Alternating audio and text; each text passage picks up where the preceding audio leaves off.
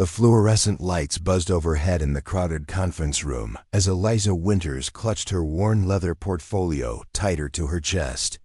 At 28, her face showed determination beyond her years, though the dark circles under her eyes betrayed nights of studying contract law until dawn. Her secondhand suit, carefully pressed that morning, suddenly felt inadequate among the sea of designer labels surrounding her. She was about to face the most important meeting of her career, representing clients that nobody else would touch against Donovan Industries, one of the most powerful corporations in Boston. Before we jump back in, tell us where you're tuning in from, and if this story touches you, make sure you're subscribed, because tomorrow, I've saved something extra special for you. Rain lashed against the windows of Donovan Tower as the elevator climbed to the executive floor. Eliza took a deep breath, mentally rehearsing the arguments she'd spent weeks perfecting. Her photographic memory had always been her secret weapon. The ability to read something once and recall it verbatim had gotten her through law school, despite her dyslexia diagnosis. Not that anyone in this building knew about either trait. To them, she was just a small-town lawyer from a no-name firm, easy to dismiss and easier to intimidate. The conference room doors loomed ahead as Eliza straightened her shoulders. She had exactly 45 minutes to convince CEO Victor Donovan that his company's predatory contracts with Riverside community members were not only unethical, but legally vulnerable. 45 minutes to save dozens of families from losing their homes. As she pushed open the heavy oak doors, she had no idea that this meeting would change both their lives forever, nor could she imagine the shocking connection between them that would soon be revealed. "You're late," Victor Donovan announced without looking up from his tablet as Eliza entered the room. At 42, he'd built his father's modest real estate company into a development empire that dominated the Boston skyline. Business magazines called him brilliant, ruthless, and impossible to impress. His employees called him demanding, but fair never to his face, of course. "Actually, I'm 3 minutes early, Mr. Donovan," Eliza replied calmly, setting her portfolio on the polished conference table. "Your assistant said 10 o'clock. Victor finally looked up, steel blue eyes quickly assessing her from head to toe. His expression remained impassive, but Eliza caught the slight curl of his lip, the familiar look of instant dismissal she'd faced her entire career. "Let's not waste time," he said, gesturing to the 7 other executives seated around the table. "These are my senior team members and legal counsel. I've given them 15 minutes for this courtesy meeting. 15 minutes, not 45. Eliza absorbed the deliberate slight without reaction. "I appreciate you making the time, given the circumstances." "And what circumstances would those be, Ms. Winters?" asked a sharp-faced woman to Victor's right. "Your melodramatic claims about our perfectly standard contracts?" "Melodramatic?" Eliza removed several documents from her portfolio. "I wouldn't characterize predatory interest rates and hidden clauses as melodramatic." "Ms. Harriet Vance, Chief Legal Officer," the woman replied coldly. Victor leaned back in his chair, an amused expression flickering across his face. "Ms. Winters, Donovan Industries has hundreds of contracts with property owners in Riverside. All of them reviewed and signed willingly. What exactly is your concern?" "My concern is that your company intentionally targeted economically vulnerable neighborhood with contracts designed to be incomprehensible to the average person." Eliza began, sliding papers across the table. Page 18, Section 4, Paragraph C contains language that effectively grants Donovan Industries the right to raise interest rates retroactively after 6 months. "Standard adjustable rate clause," Harriet interjected. "Clearly marked in 6-point font buried in a 70-page document," Eliza countered. "And that's just the beginning." As Eliza continued outlining the problematic clauses, she noticed Victor studying her with increasing intensity. Not with interest in her arguments, but with something that looked almost like recognition. "Where did you go to law school, Miss Winters?" He interrupted suddenly. Eliza blinked at the non sequitur. "Northeast State University, night program." A murmur of barely concealed disdain rippled through the executives. Northeast State wasn't even in the top 100 law schools nationally. "I see," Victor said, his tone making the two words sound like an indictment. "And how many cases like this have you successfully litigated?" "This would be my first of this scale," Eliza admitted, refusing to be baited. Victor exchanged glances with his team, a silent communication that clearly said, "Amateur." "Ms. Winters," he said with exaggerated patience, "these contracts were drafted by graduates of Harvard and Yale Law. They've been reviewed by our legal department, which employs 37 attorneys with combined experience of over 300 years, and yet they contain at least 14 violations of consumer protection laws," Eliza replied evenly. Victor's expression hardened. "Your 15 minutes are nearly up. What exactly do you want from this meeting?" "I want Donovan Industries to renegotiate the terms with the Riverside residents I represent. Fair terms, clearly explained. Preparing and narrating this story took us a lot of time, so if you are enjoying it, subscribe to our channel. It means a lot to us. Now back to the story. Or I file a class action lawsuit next week and submit evidence of predatory lending practices to the state attorney general." The room went silent. Harriet Vance leaned toward Victor, whispering something in his ear. He nodded slightly before fixing his gaze back on Eliza. "Ms. Winters, do you really think you can intimidate us with threats of litigation? We have an entire floor of lawyers who would bury you in paperwork before you ever saw the inside of a courtroom." Eliza met his stare. "I'm not here to intimidate anyone, Mr. Donovan. I'm here to give your company the opportunity to do the right thing before this becomes public." Victor stood abruptly. "This meeting is over. Miss Vance will escort you out." "Mr. Donovan, over," he repeated, gathering his papers. "And Ms. Winters?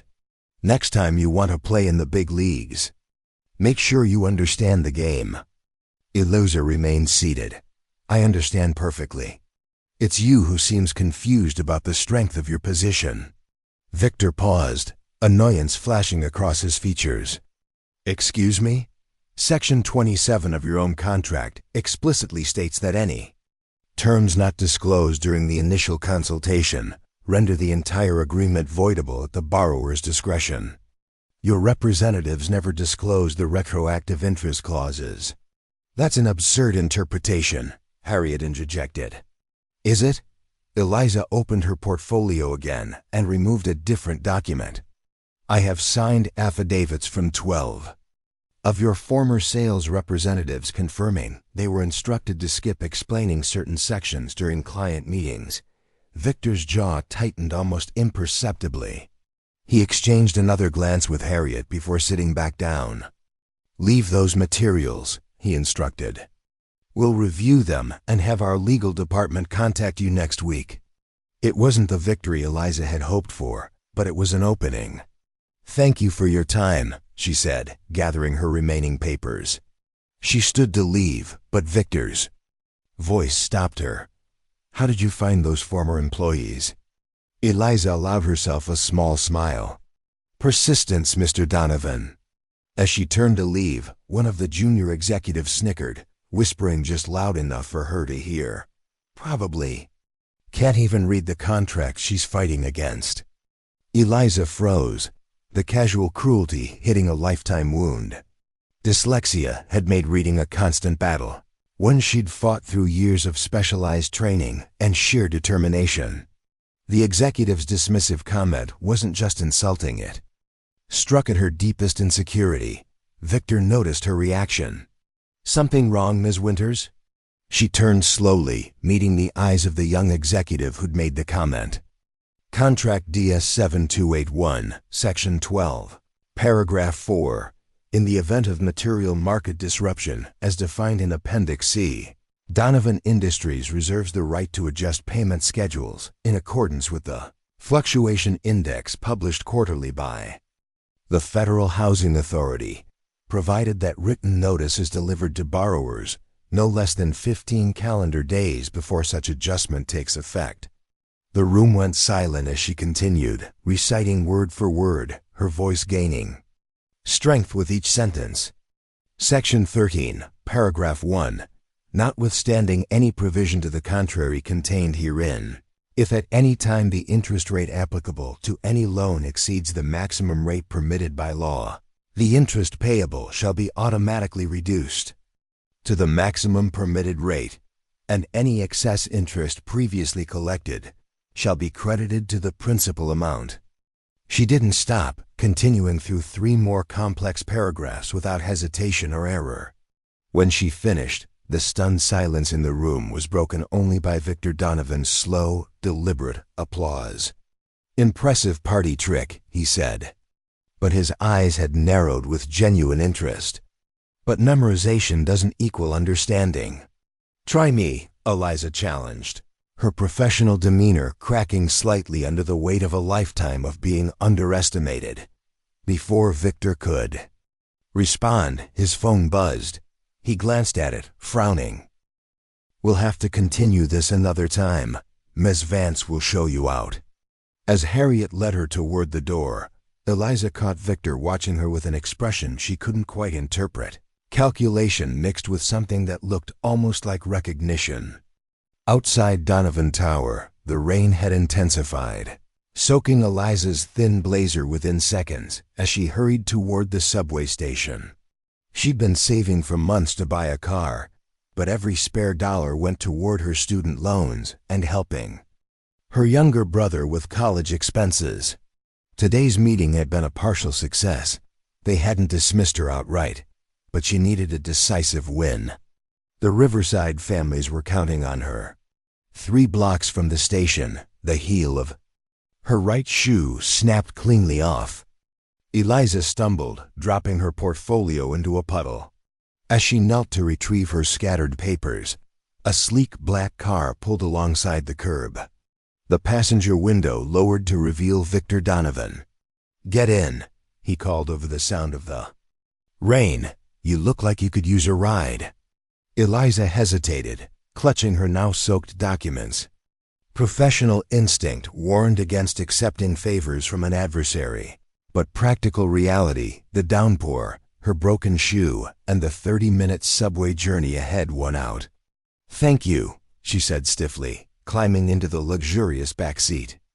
Victor studied her with that same unsettling intensity from the conference room. "Where am I taking you?" "Glenwood Law Clinic in Riverside, please." She tried to keep her damp clothes from touching the car's pristine leather interior. Victor raised an eyebrow before instructing his driver. As the car pulled into traffic, an uncomfortable silence settled between them.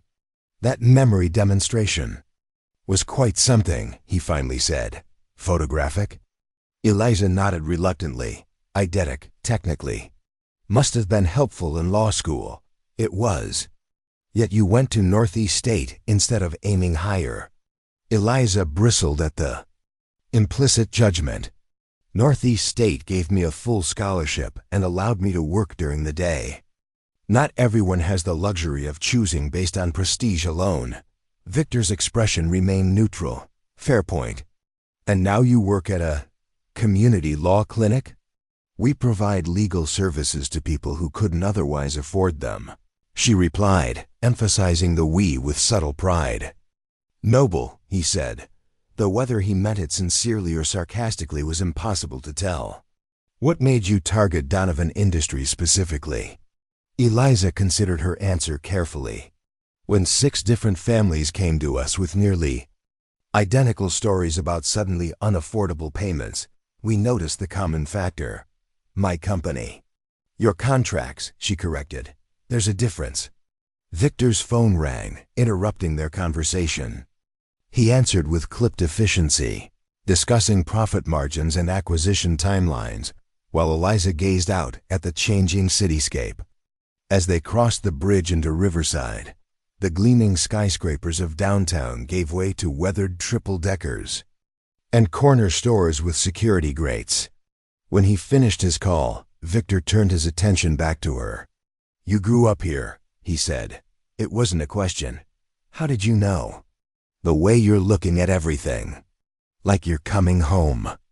Eliza was surprised by his perceptiveness. "My mother still lives 3 blocks from the clinic." As the car approached their destination, Victor's expression grew more serious. "Ms. Winters, I'd like to offer you a deal." "I'm listening," she replied cautiously. "Come work for Donovan Industries. Our legal department could use someone with your particular talents." The offer was so unexpected that Eliza laughed before she could stop herself. "You're joking.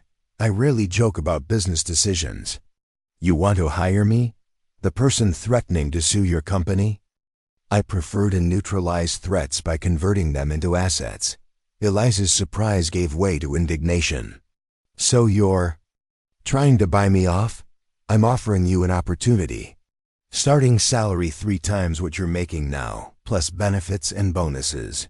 For a moment, Eliza allowed herself to imagine it financial security, no more struggling to make rent.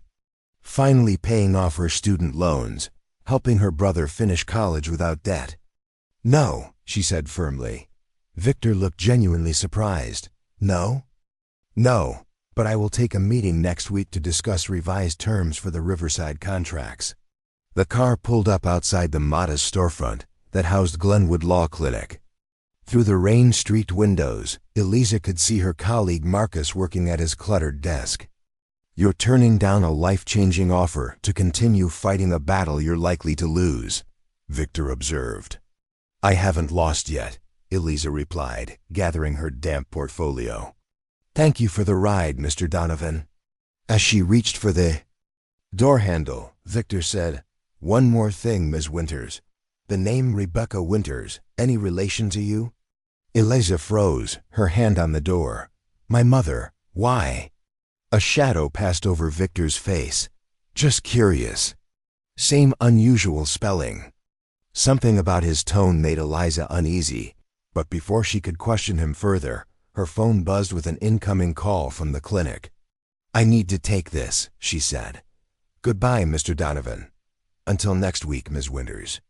As Eliza hurried into the clinic, she couldn't shake the feeling that Victor Donovan's interest in her mother's name meant something significant, something that connected them beyond their current legal opposition. Inside, Marcus greeted her with wide eyes. "Was that Victor Donovan's car? What happened at the meeting?" "They're willing to negotiate," Eliza said, still distracted by Victor's parting question. "That's huge. How did you manage that?" Eliza set down her wet portfolio. "I'll tell you everything. But first, can you look something up for me? I need to know if there's any connection between my mother and Donovan Industries." Marcus's expression turned serious. "What kind of connection?" "I don't know," Eliza admitted. "But I think Victor Donovan might." As Marcus began the search, Eliza stared out at the black car still idling at the curb. Victor Donovan was watching the clinic entrance, his expression unreadable through the rain-streaked window.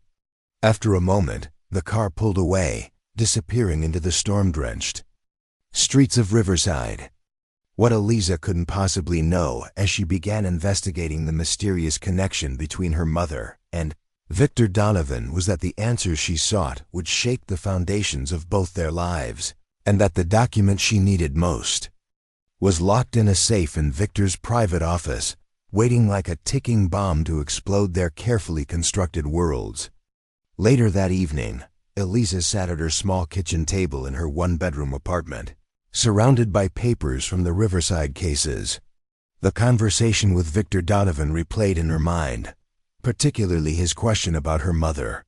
Rebecca Winters had raised Eliza and her younger brother, alone after their father abandoned the family when Eliza was just 7 years old. She'd worked 2 jobs to keep them afloat, never remarrying or even dating as far as Eliza knew. The connection to Donovan made no sense.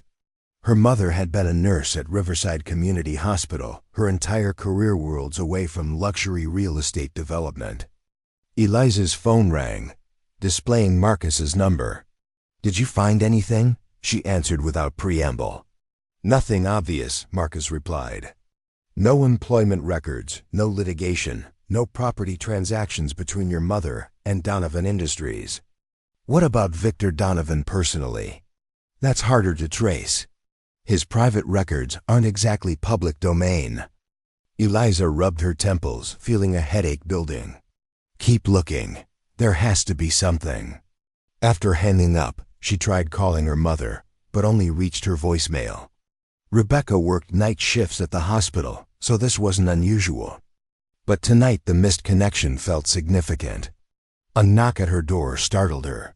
Through the peephole, she saw a courier in a corporate uniform holding an envelope. "Delivery for Eliza Winters," he announced when she opened the door. The heavy cream envelope bore the Donovan Industries logo.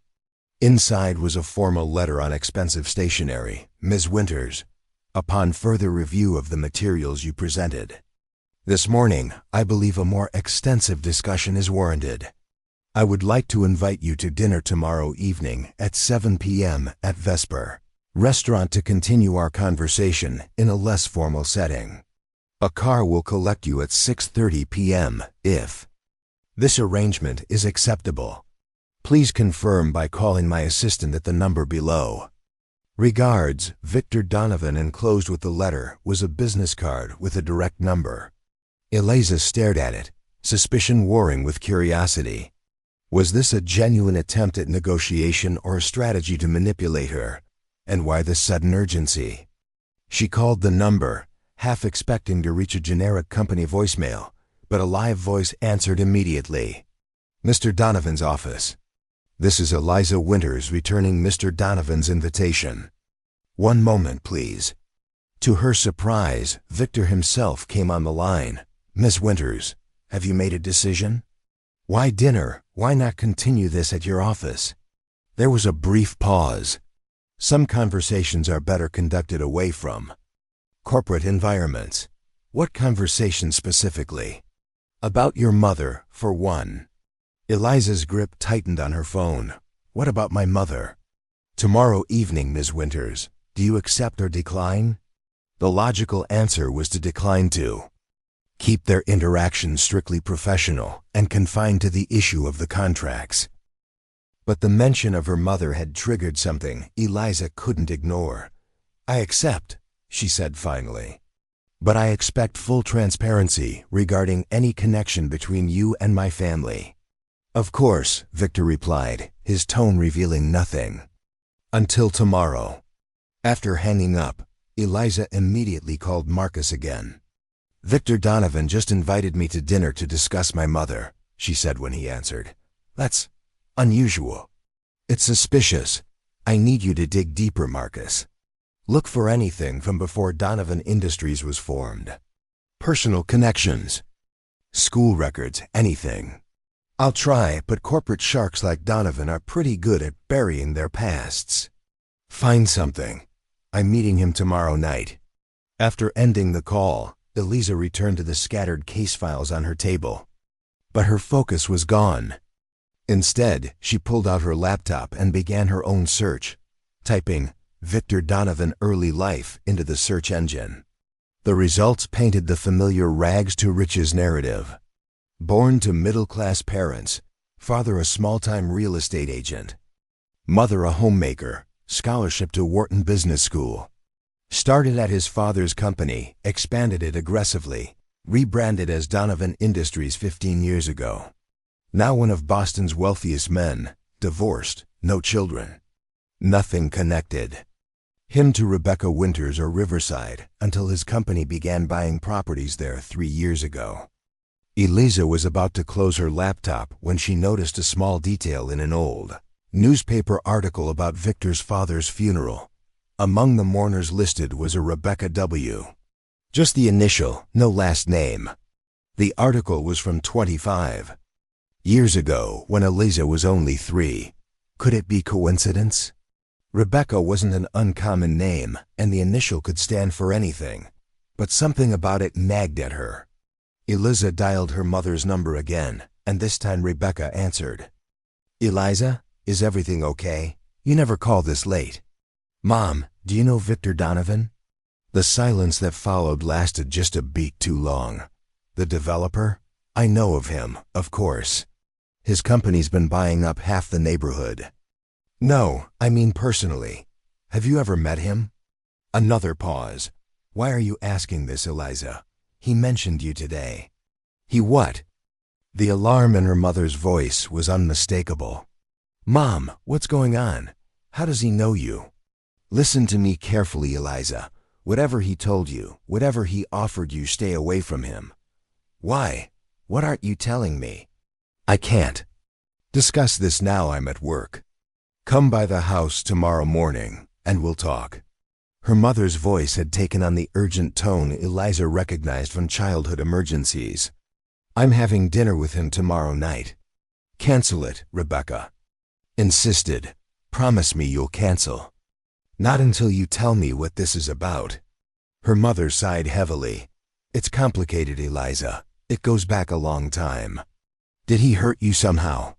No, nothing like that. Just, it's not something I can explain in a phone call. Please, trust me on this. But Eliza's sense of unease had only deepened. I'll come by tomorrow morning, but I'm not canceling the dinner until I hear a convincing reason why I should. After hanging up, Eliza sat in her darkened apartment, mind racing.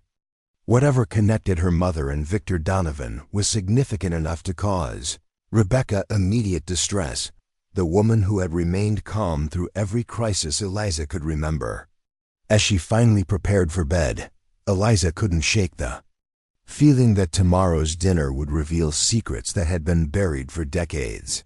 She just couldn't predict whether those revelations would help or destroy her case against Donovan Industries, or how they might reshape her understanding of her own family history.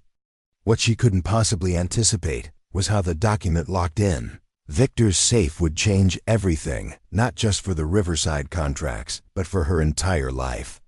The morning light filtered through the worn curtains of Rebecca Winters' modest kitchen as Eliza poured coffee into chipped mugs that had survived her childhood.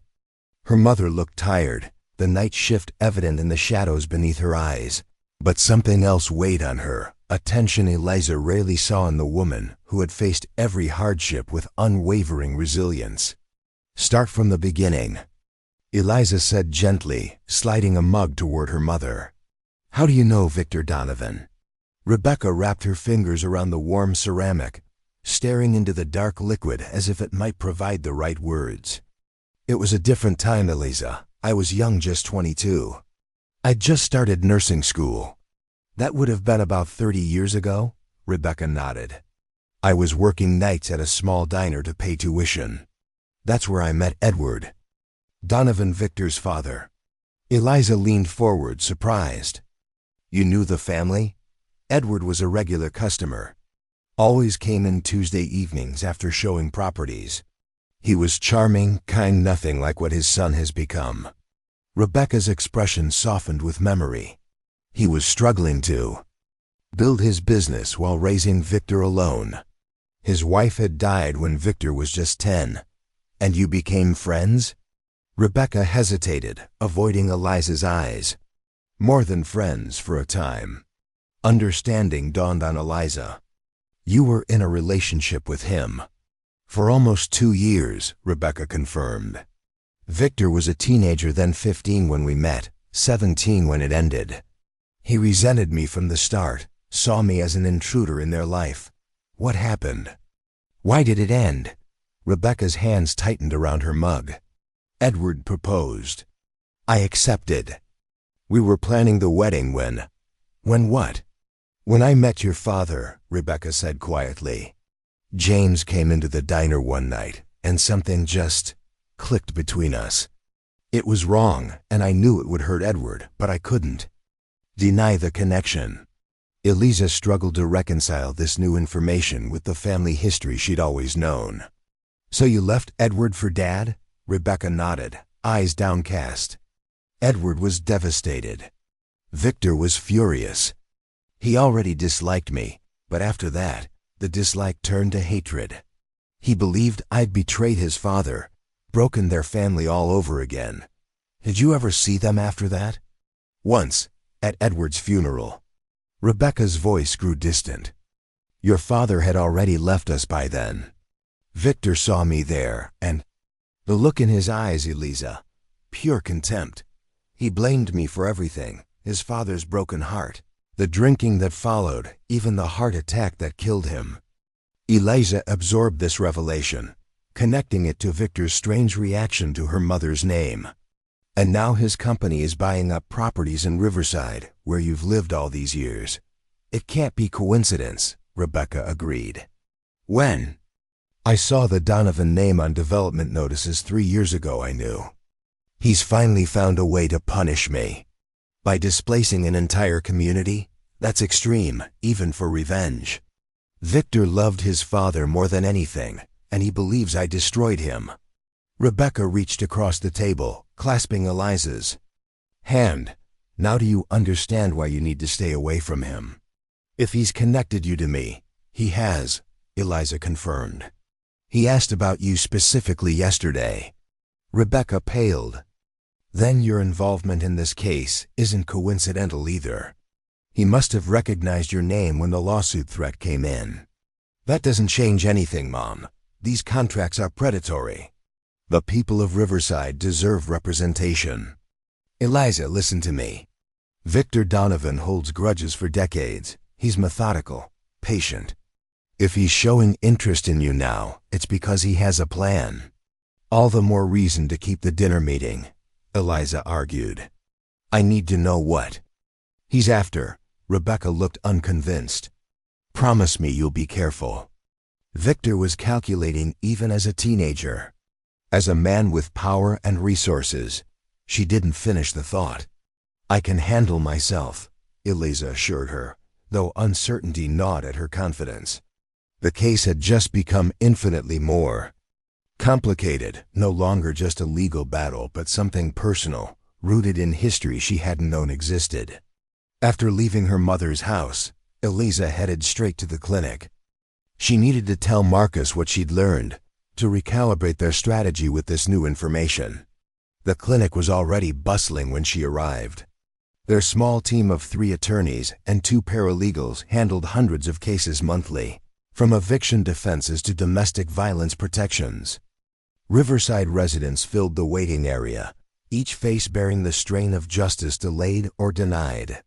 Marcus looked up from his desk as she entered. Morning. You look like you've seen a ghost. Something like that, Eliza replied, gesturing for him to follow her into the small conference room. Once the door closed behind them, she relayed everything Rebecca had told her. Marcus listened without interruption, his expression growing increasingly troubled.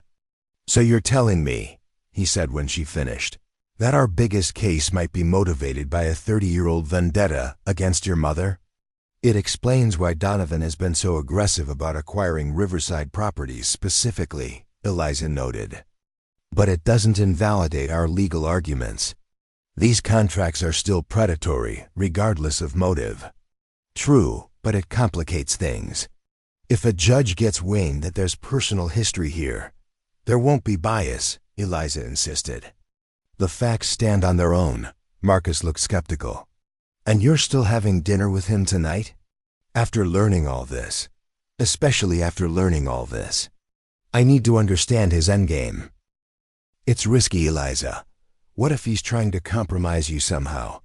Get you to say or do something that undermines the case? I won't let that happen, she promised, though the same concern had been nagging at her since receiving Victor's invitation. Before Marcus could respond, a paralegal knocked on the door. Eliza, there's a package for you at reception. The package was small, wrapped in expensive paper with the Donovan Industries logo embossed in gold. Inside was a velvet jewelry box containing a pair of elegant pearl earrings and a handwritten note, for tonight. Vesper has a formal dress code. VD, unbelievable, Eliza muttered, closing the box with a snap. What is it? Marcus asked, peering over her shoulder. A not-so-subtle reminder of the power dynamic. She shoved the box into her bag. He knows I can't afford the kind of jewelry expected at Vesper. Are you going to wear them? Absolutely not, Eliza declared. Though a small part of her, the part that had grown up wearing secondhand clothes and pretending not to notice. When classmates snickered, felt the sting of inadequacy the gift was designed to provoke. Throughout the day, Eliza tried to focus on other cases, but her mind kept returning to Victor Donovan and the complicated history he shared with her mother. By late afternoon, she had made a decision. She would meet him on her own terms, not his. Instead of waiting for his car, she took the subway to within 3 blocks of Vesper Restaurant, then walked the rest of the way. She wore her best suit, still far from the designer labels that would fill the exclusive restaurant, but professional and dignified. Her mother's simple silver earrings replaced the pearls Victor had sent. Vesper occupied the top floor of one of Boston's oldest buildings, its entrance guarded by a discreet doorman who clearly recognized and was unmoved by wealth and influence. His eyes traveled over Eliza's attire with practiced neutrality. "I'm meeting Victor Donovan," she stated, refusing to be intimidated. The doorman nodded. "Mr. Donovan is already seated. Please follow me." The restaurant's interior gleamed with old-world luxury crystal chandeliers, mahogany paneling, white tablecloths set with silver and fine china. Conversations were conducted in hushed tones, punctuated by the gentle clink of expensive glassware. Victor sat at a corner table with commanding views of both the restaurant and the Boston skyline beyond. He rose as Eliza approached, his expression registering first surprise and something like appreciation. "You didn't use my car service," he observed, holding her chair. "I prefer to maintain my independence, Mr. Donovan." A faint smile touched his lips as he resumed his seat. "Understandable. And please call me Victor. This isn't a business meeting, at least not entirely. Then what exactly is it?" Eliza asked, maintaining the professional distance of his surname. "Because I'm not interested in wasting time on social niceties when there are families at risk of losing their homes."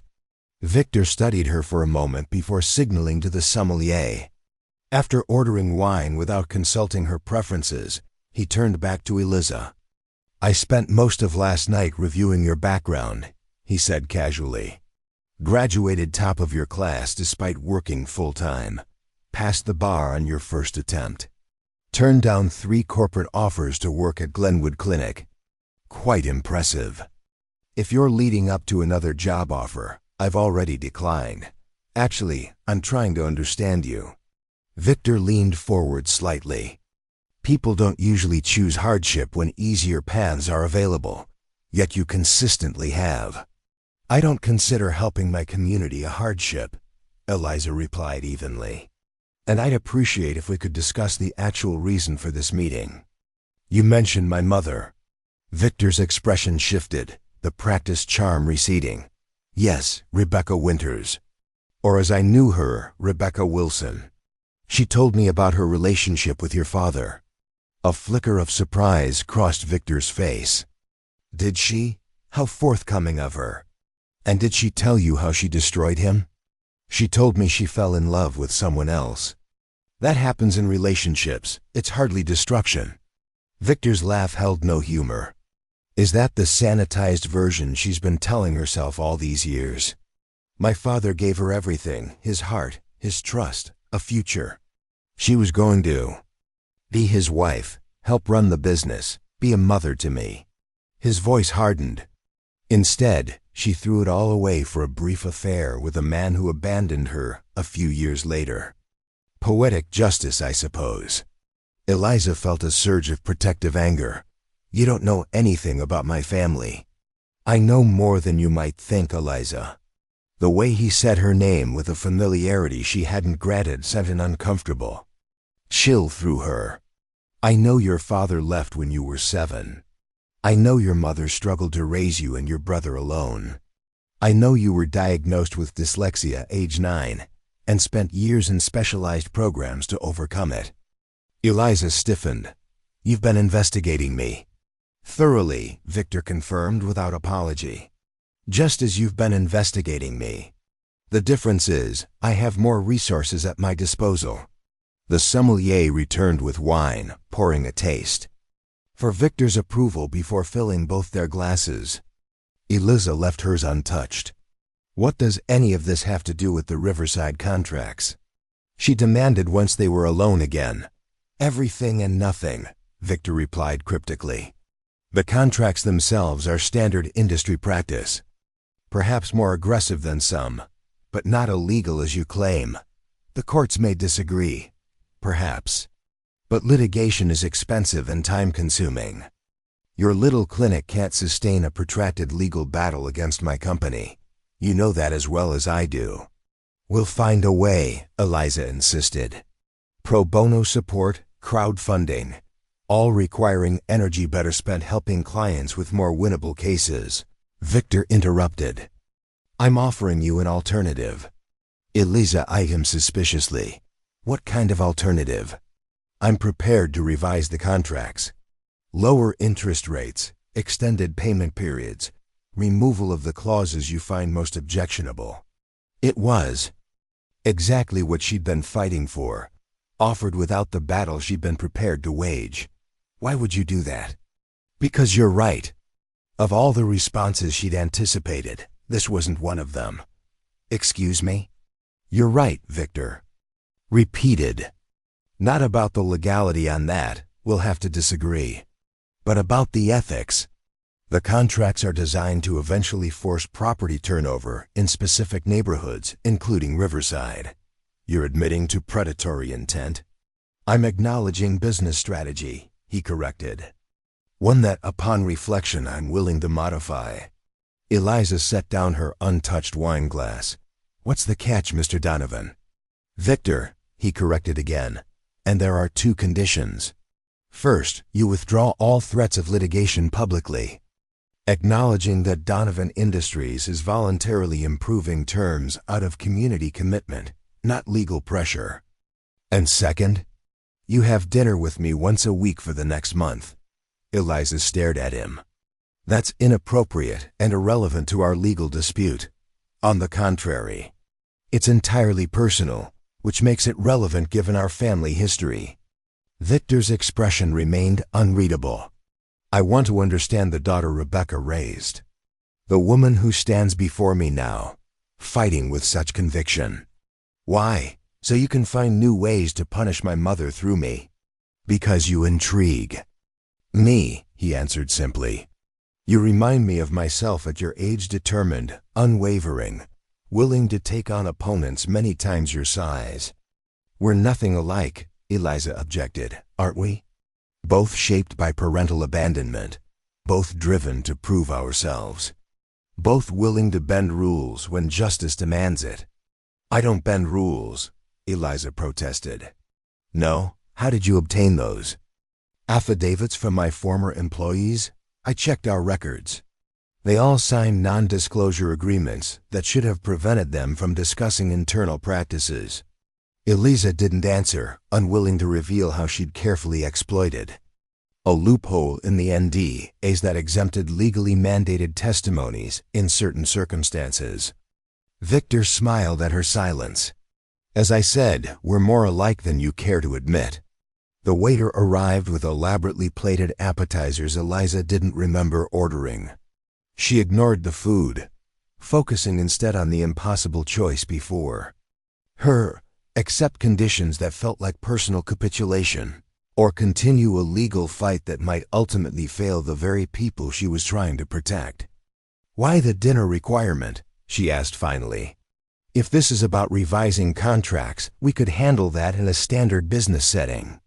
Because I want to know you, Eliza, beyond the lawyer, beyond Rebecca's daughter. I want to understand. The woman who memorizes complex legal language and fights for strangers, when she could be making six figures at a corporate firm. My motivations aren't complicated. I believe in justice. Justice is rarely simple, Victor countered. 4 dinners. 4 hours of your time each. In exchange, hundreds of families keep their homes under fair terms. Seems like justice to me. Put that way, the decision should have been easy. Yet something about Victor's interest in her felt dangerous, not physically threatening, but as if he were playing a game whose rules and ultimate objective remained hidden from her. "I need time to consider," she said finally. "Of course. But not too much time. My offer expires in 48 hours. The rest of the dinner passed in strained conversation about safer topics, Boston politics, legal precedents, the changing cityscape. Victor was knowledgeable, and despite her reluctance to admit it, engaging when he wasn't being adversarial. He possessed the rare ability to listen fully, to consider opposing viewpoints before responding, a quality Eliza hadn't expected in someone with his reputation for ruthlessness. As dessert arrived, another course she hadn't selected, Victor's phone chimed with a message. He checked it, frowning slightly. "Business never sleeps," he commented, typing a brief response before returning his attention to her. "Now tell me about your brother. Thomas, correct? He's at Boston University?" The casual mention of details about her family set off alarm bells. "My brother is not relevant to our discussion. Engineering major, if I recall. Promising student. Struggling with tuition payments despite his part-time job and your financial support." Eliza felt a chill. "Stop investigating my family. Information is power, Eliza. Surely a lawyer understands that." Victor's tone remained conversational, but his eyes had hardened. "Your brother applied for an internship at one of my subsidiary companies last month. Did you know?" She hadn't. Thomas was fiercely independent, determined to make his own way despite their financial challenges. "A promising candidate," Victor continued. "Technical skills, leadership potential. Our HR department was quite impressed." The implied threat hung in the air between them. "Are you suggesting my brother's professional opportunities depend on my cooperation?" Victor looked offended, or at least performed offense convincingly. "I would never be so crude. I'm merely observing that our lives are more interconnected than you might have realized." Before Eliza could respond, the Mater D approached their table. "Mr. Donovan, your car is ready whenever you wish to depart." "Thank you, James." Victor turned back to Eliza. "May I offer you a ride home?" "No, thank you. I'll manage on my own." The last thing she wanted was to be trapped in a car with him after this conversation. Victor nodded as if he'd expected her refusal. 2 days. "Eliza, think carefully about what matters most." Outside the restaurant, the night air felt cleansing after the oppressive atmosphere of their dinner. Eliza walked several blocks before calling Marcus. "How did it go?" He answered immediately. "He's offering exactly what we asked for, with conditions," Eliza summarized, detailing Victor's proposal. "Personal dinners? That's bizarre," Marcus observed. "And concerning. It gets worse. He's been investigating my family extensively. He even mentioned my brother's internship application at one of his companies. That sounds like intimidation." "It felt that way," Eliza agreed, though he was careful never to make explicit threats. "What are you going to do?" "I don't know yet. The deal itself would help our clients immensely, but the personal cost." She trailed off, uncertain how to articulate the sense of being drawn into something dangerous and transformative. "Sleep on it," Marcus advised. "We can discuss options tomorrow." But sleep proved elusive that night. Eliza lay awake, replaying the dinner conversation, searching for hidden meanings in Victor's words and expressions. There had been moments when genuine emotion broke through his controlled facade, particularly when discussing his father. The pain of that old betrayal still seemed fresh, as if 3 decades had done nothing to heal the wound of losing his father's attention to Rebecca. More puzzling was his apparent fascination with Eliza herself. His interest seemed to go beyond strategic advantage or even the connection to her mother. Something about her had captured his attention in a way that felt both flattering and threatening. Around 2 a.m., unable to quiet her racing thoughts, Eliza got up and opened her laptop, She began searching for information about Edward Donovan's death, finding only brief mentions in business publications. Heart attack. Unexpected. Survived by son Victor, who took over the family business. On impulse, she searched her own father's name, James Winters, alongside Edward Donovan's. Nothing connected them directly, but a photograph from a local business association meeting showed both men in attendance, standing just a few feet apart. The date was 2 months before Rebecca ended her engagement to Edward. Had they known each other before her mother met James at the diner? The possibility added another layer to an already complicated history. Eliza closed her laptop, more confused than when she'd begun. Whatever game Victor was playing, she lacked crucial pieces of the puzzle. One thing was becoming clear, however: this was about more than predatory contracts or even an old grudge against her mother. Something deeper was driving Victor Donovan's actions, something connected to secrets buried in the past. As dawn broke over Boston, Eliza made her decision. She would accept Victor's terms, not out of intimidation, but because it offered the best immediate outcome for her clients, while giving her the opportunity to discover what Victor really wanted from her family. The game had changed, but so had the players. If Victor thought she would be an easy pawn to manipulate in his revenge against Rebecca, he had seriously underestimated the determination that had carried her through every obstacle life had placed in her path. She picked up her phone and dialed the number on Victor's business card. It was barely 6 a.m., but somehow she knew he would be awake, waiting for her call. "Ms. Winters," he answered on the second ring, his voice betraying no surprise at the early hour. "Have you made your decision?" "I have," she replied calmly. "I accept your terms with one addition of my own." "I'm listening." "Complete transparency. Whatever you know about my family, whatever connection exists between us beyond my mother's relationship with your father, I want the truth." A long silence followed, long enough that she wondered if the call had dropped. Finally, Victor spoke, his voice holding an emotion she couldn't quite identify. "Be careful what you ask for, Eliza. Some truths change everything." "I'm not afraid of the truth." "Then we have a deal," Victor agreed. "I'll have the revised contracts delivered to your office this afternoon. Our next dinner will be Friday at 7 p.m. As Eliza ended the call, she couldn't shake the feeling that she had just stepped onto a path that would irrevocably alter her life. What she couldn't possibly know was that in his private office across town, Victor Donovan was removing the key from around his neck, a key to the safe that contained a document that would shatter everything she believed about her family and herself. What neither of them realized was that the truth they were both seeking would bind them together in ways neither had imagined, forging an unexpected alliance from the ashes of old betrayals and hidden connections. The atmosphere at Glenwood Legal Clinic crackled with energy as volunteers and staff moved between desks, comparing notes on the revised Donovan contracts that had arrived that morning. Eliza stood at the whiteboard, mapping out key differences between the original and new agreements. The changes were substantial: interest rates reduced by 4 percentage points, extension periods doubled, penalty clauses removed entirely. Most importantly, the retroactive increase provisions had been eliminated. "It's everything we asked for," Marcus marveled, flipping through the document. "Better, even. The financial literacy workshops they're offering to all signatories go beyond what we demanded."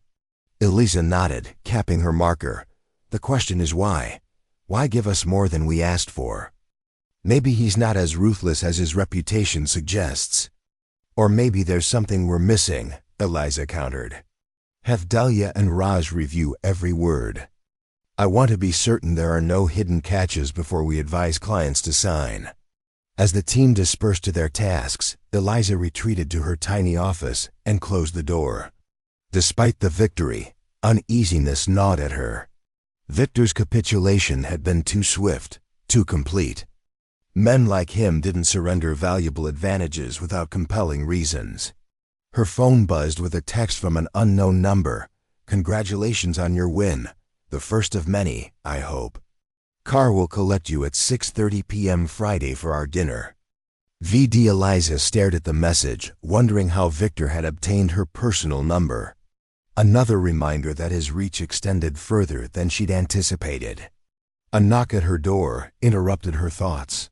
"Come in," she called, sliding her phone into her pocket. Rebecca Winters entered, her nurse's scrubs exchanged for casual clothes, her expression tense. "I just heard from Mrs. Guzman about the contract revisions. Is it true?" "It's true," Eliza confirmed. "Donovan Industries has agreed to all our terms and more." Rebecca sank into the chair opposite Eliza's desk. "Then it's worse than I thought." "Mom, this is a victory. The families keep their homes." "At what price, Eliza? What did you promise him?" Eliza hesitated, reluctant to reveal the full terms of their agreement. "Just my time. 4 dinner meetings to discuss implementation." "Details. Dinner meetings," Rebecca repeated flatly. "With Victor Donovan, alone. It's not what you're thinking." "You don't know what I'm thinking." Rebecca leaned forward, her voice dropping. "Victor doesn't do anything without calculating every outcome. These dinners serve a purpose beyond business." "I believe they do," Eliza admitted. "I think he's trying to get information about you, about our family. There's something he wants to know." "Or something he wants you to know," Rebecca countered. "Something that should stay buried." The cryptic response hung between them, adding to Eliza's growing sense that she was walking blindly into a situation far more complex than she'd initially believed. "Mom, what aren't you telling me? What could Victor possibly want me to know? That would be worth millions in contract concessions?" Rebecca's gaze dropped to her clasped hands. "I can't discuss this here. Come by the house tonight, after your shift. I have client meetings until 8, then come after." "This can't wait," Rebecca stood abruptly. "And Eliza? Don't agree to anything else with Victor until we've talked." After Rebecca left, Eliza tried to focus on her work, but her mother's warning echoed persistently. By 8:30 that evening, she was knocking on the door of her childhood home, nerves taut with anticipation. Rebecca answered immediately, as if she'd been waiting by the door. "Come in. I've made tea." The small living room looked exactly as it had throughout Eliza's childhood, faded but clean furniture. Family photos lining the walls, her mother's nursing awards displayed proudly on a small shelf. The familiar surroundings should have been comforting, but tonight they felt like the calm before a storm. Rebecca handed Eliza a steaming mug before settling into her favorite armchair. "Before I tell you what you need to know, I want you to understand something.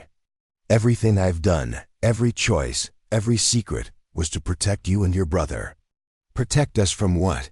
Not what. Who?" Rebecca took a deep breath. "Your father wasn't James Winters." The simple statement struck Eliza like a physical blow. "What are you talking about? Of course he was." Rebecca shook her head slowly. "James and I were married, yes. He raised you for 7 years before he left. But he wasn't your biological father. That's impossible." Eliza set down her mug, hands suddenly unsteady. "Why would you lie about something so fundamental?" "Because the truth was complicated, and you were just a child. By the time you were old enough to understand, James had been your father in every way that mattered for years." "Then who is my biological father?" Even as she asked the question, a terrible suspicion began forming in Eliza's mind. Rebecca's eyes filled with tears. "Edward Donovan." The revelation crashed through Eliza's consciousness, rearranging everything she thought she knew about herself. Victor's father? "But you said you left Edward for James." "That's the simplified version I let everyone believe," Rebecca admitted. "The truth is messier. Edward and I were engaged, yes. But before the wedding, there was an incident. A night I made a terrible mistake with James. When I discovered I was pregnant, I wasn't certain who the father was." "And you chose James?" Eliza said, her voice hollow. "I was young and scared." James offered stability, promised to love you as his own.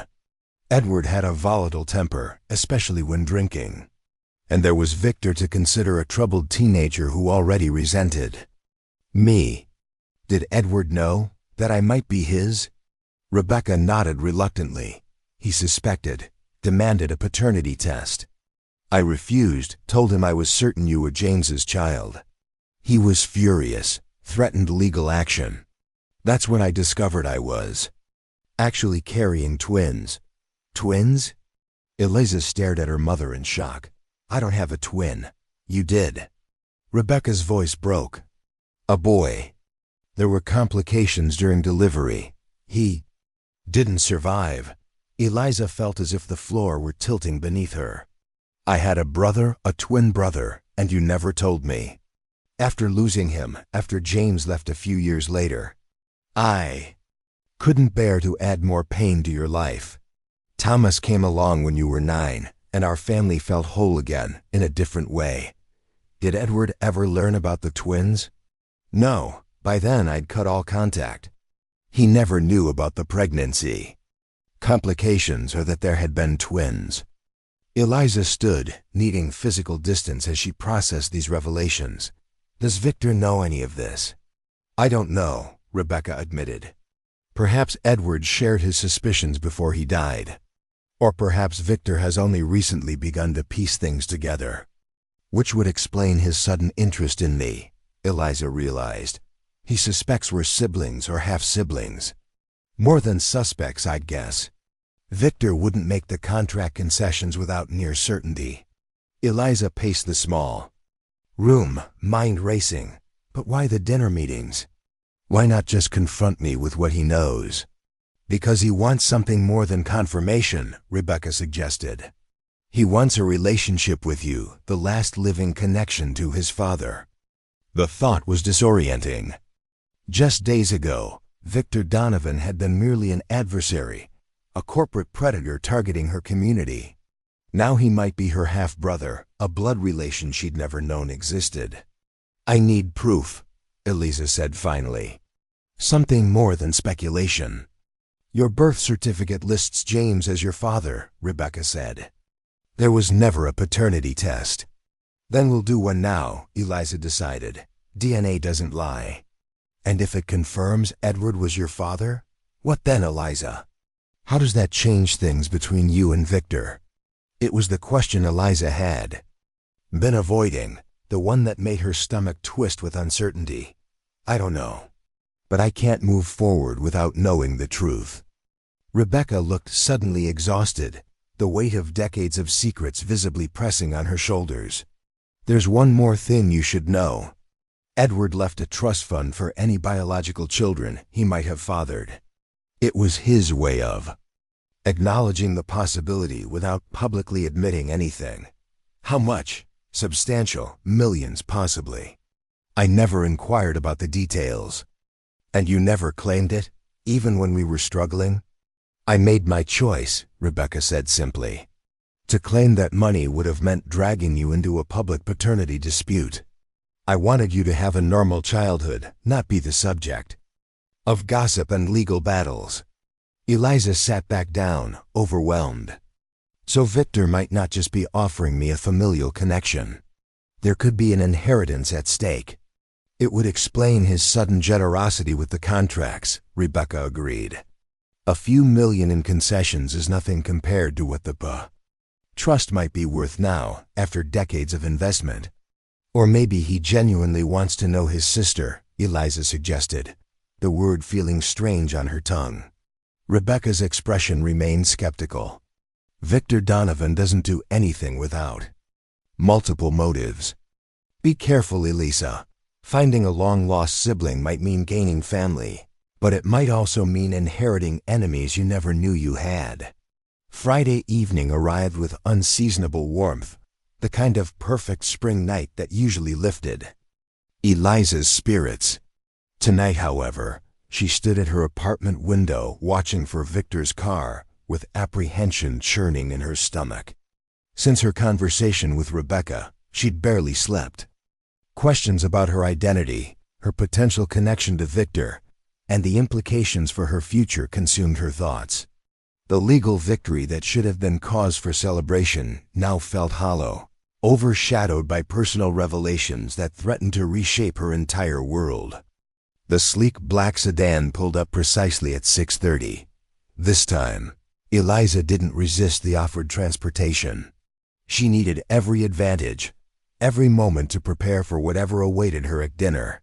To her surprise, the car didn't head toward another upscale restaurant, but drove out of the city entirely, eventually turning onto a private road that wound through wooded acreage before emerging at a stunning modernist house perched on a cliff overlooking Massachusetts Bay.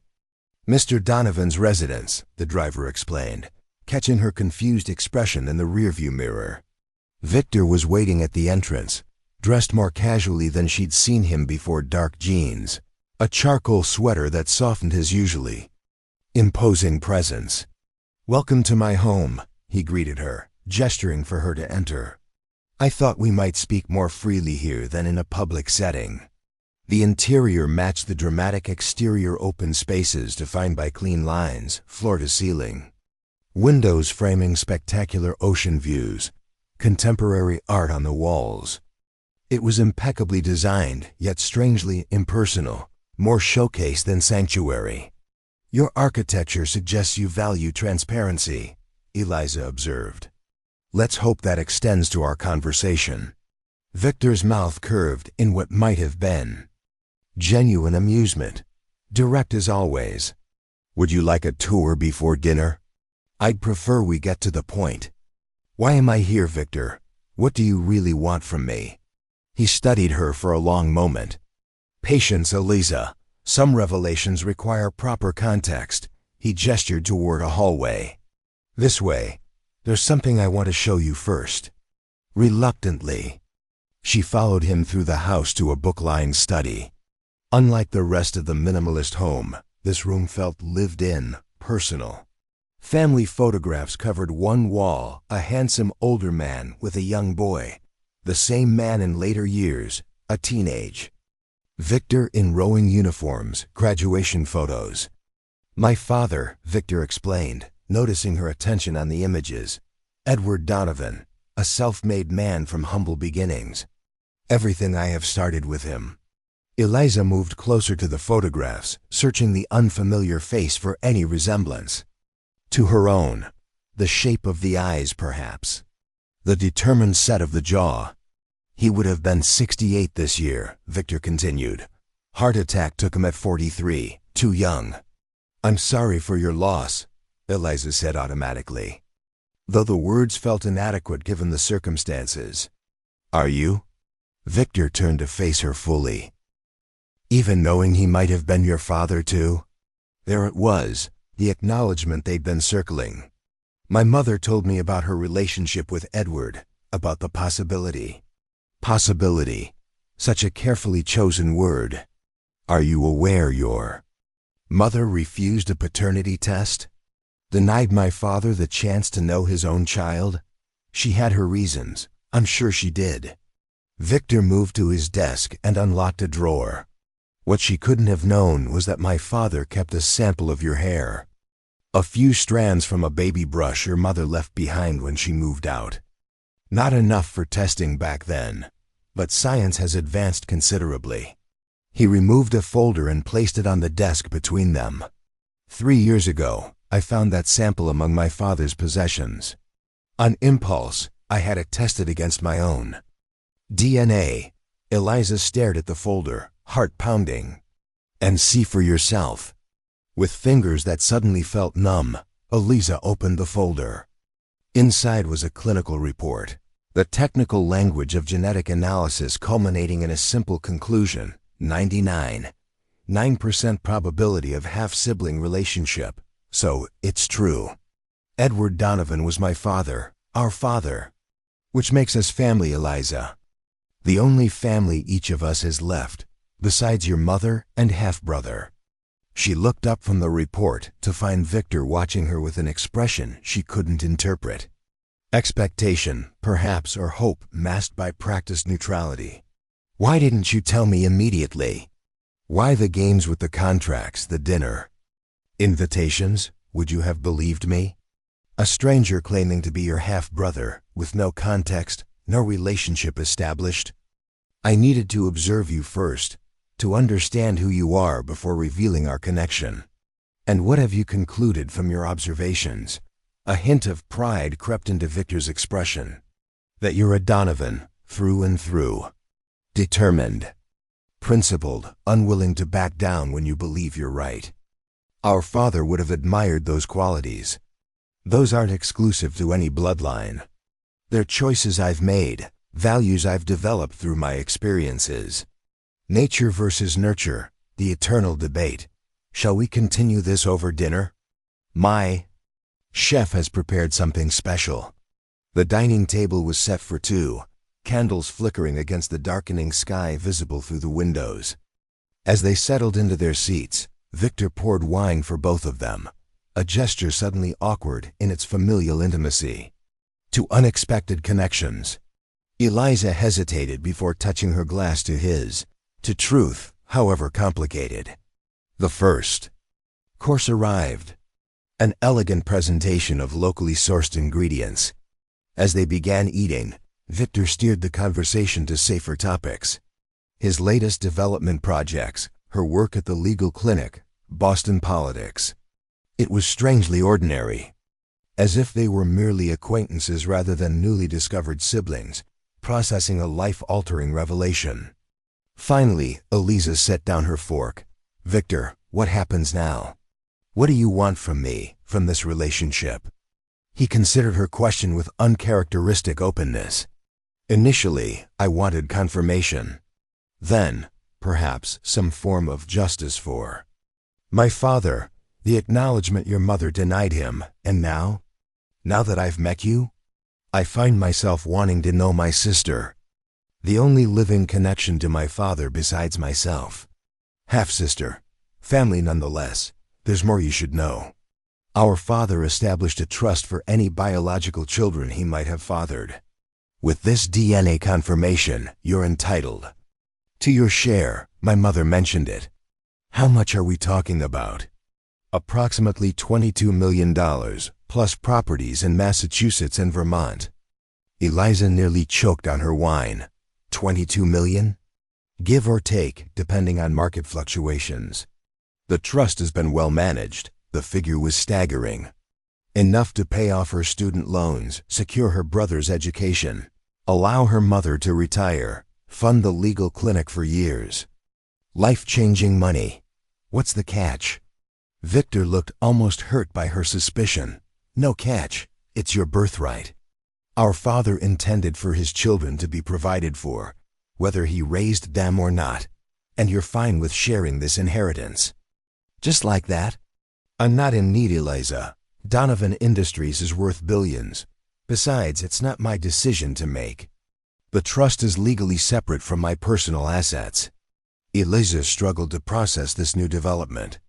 The money represented freedom, security, opportunities she'd never imagined possible. Yet accepting it meant acknowledging Edward Donovan as her father in the most public, irrevocable way. I need time to think, of course. Victor's phone chimed, and he checked it with a frown. Excuse me a moment. A situation requires my attention. While he stepped away to make a call, Eliza wandered to the windows, staring out at moonlight reflecting off the distant water.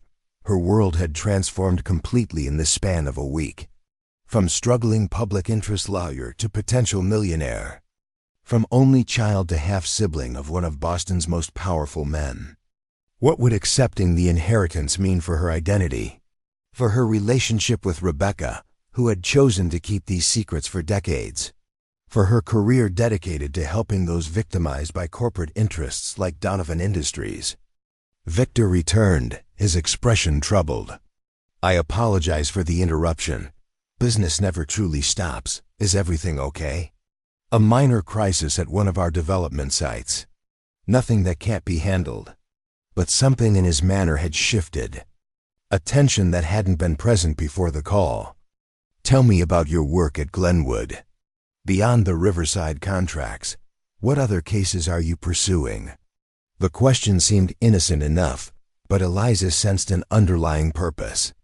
Various matters. Tenant rights, employment discrimination, domestic violence protections. Why do you ask? Professional curiosity.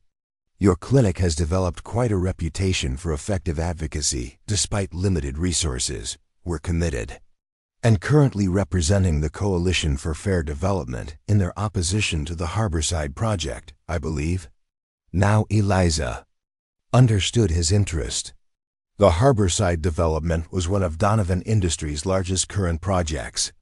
A waterfront transformation that community groups claimed would accelerate gentrification and displace longtime residents.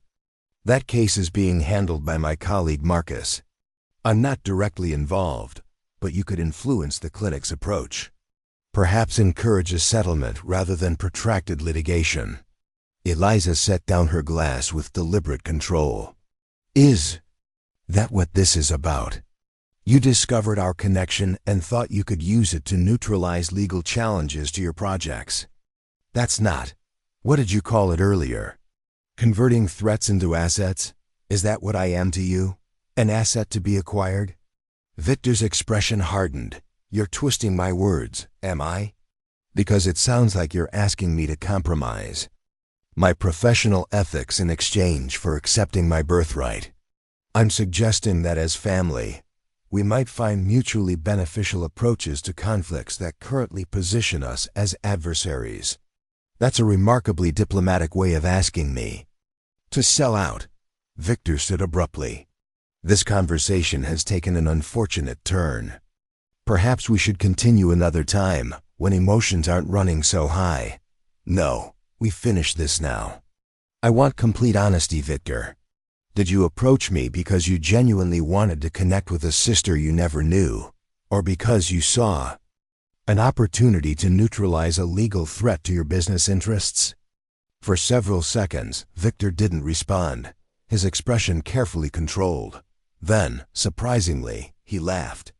A short, genuine sound devoid of his usual calculation. Do you know what my first thought was when I got the DNA results? Not how can I use this, but I'm not alone anymore. Pathetic, isn't it? The great Victor Donovan, desperate for family connection. The raw honesty in his voice caught Eliza off guard. It's not pathetic to want family. My motivations are pure, Eliza. I did see strategic advantages in our connection. But that doesn't mean my interest in knowing you isn't genuine. People aren't business acquisitions, Victor. You can't approach relationships like corporate mergers. It's the only approach I know. I've spent my life building walls to protect myself. Business is clean, predictable. People are messy, complicated. Yes, we are. Especially family. Victor moved to the window, his reflection overlaid against the night beyond. I was 17 when your mother left. Old enough to understand the complexities, young enough to still need a mother figure. I blamed her entirely for destroying our family. And my father, our father, I idolized him, excused his flaws. It was easier than acknowledging his role in what happened. When he died, I channeled all my grief into building his company, making it greater than he could have imagined. It became my life's purpose. And now? Now I discover I have a sister who dedicates her life to fighting against everything my company represents. He smiled faintly. Perhaps the universe has a sense of humor after all. Eliza studied him, seeing beyond the powerful CEO to the wounded son still mourning his father, still seeking connection despite decades of self-imposed isolation. I don't know if we can ever be close in the way traditional siblings are, she said honestly.